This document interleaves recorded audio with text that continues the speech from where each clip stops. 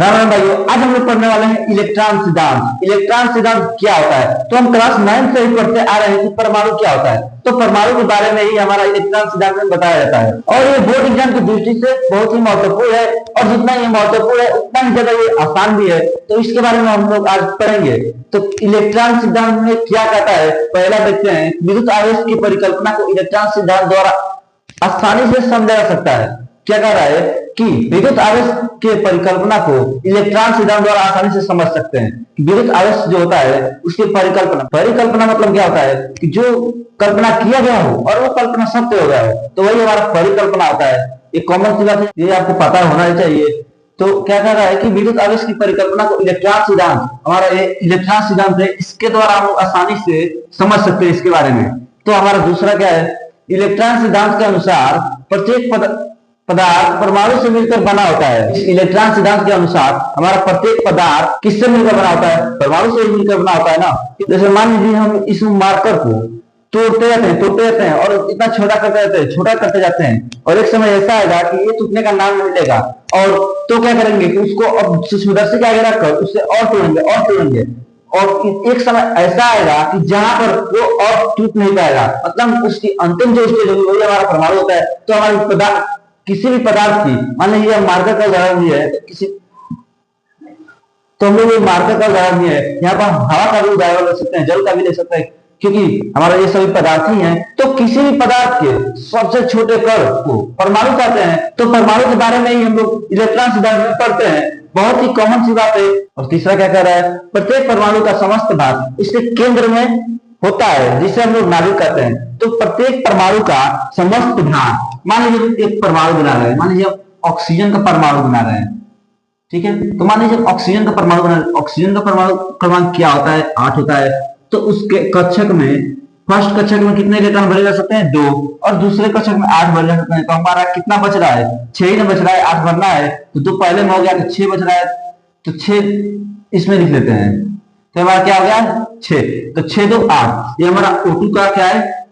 परमाणु है। ये हमारा ऑक्सीजन का परमाणु है। इसके अनुसार समझते हैं हमारा परमाणु, मान लीजिए इस परमाणु का समस्त भाग, मतलब पूरा भाग जो होता है वो किसमें स्थिर होता है?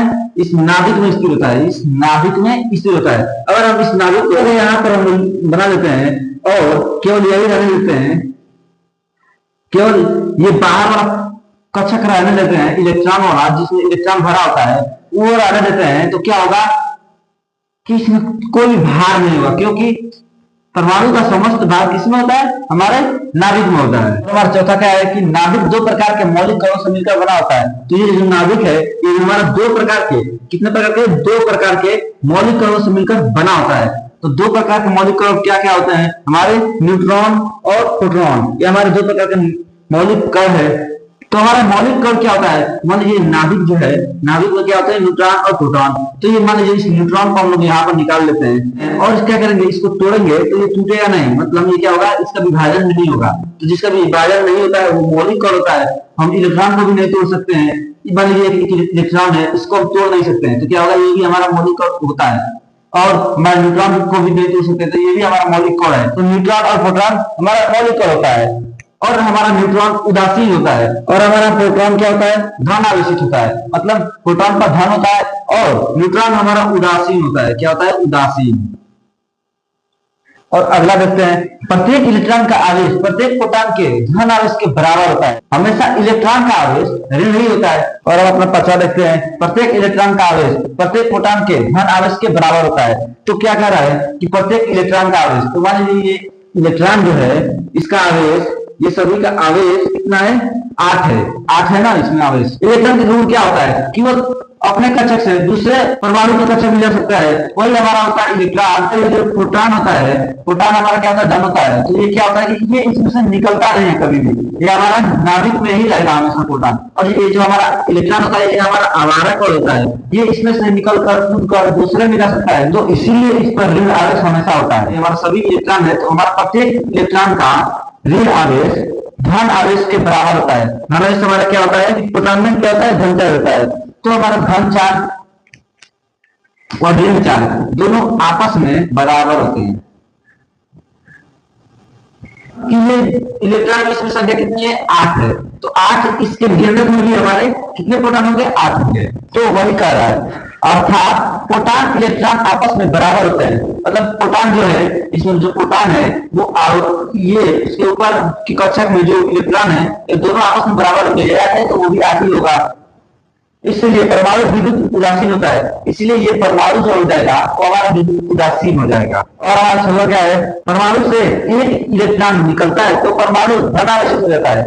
धनावेशित मतलब क्या होता है, परमाणु में इलेक्ट्रॉन की अधिकता है तो वो निकाल रहा है। जैसे मान लीजिए आप धनी है पहले से, तभी तो आप गरीब पदार्थ देंगे, आपके पास कुछ है ही नहीं तो आप दूसरे को क्या देंगे। जब आप पहले से भिखारी है तो दूसरे को क्या देंगे। अगर आपके पास पहले से अधिक है तभी आप देंगे, तो आपके पास पहले से है तो आप क्या है, धनावेशित है। और जो जिसके पास नहीं है वो ऋणावेशित है, मतलब जिसको आप दे रहे हैं वो ऋणावेशित है।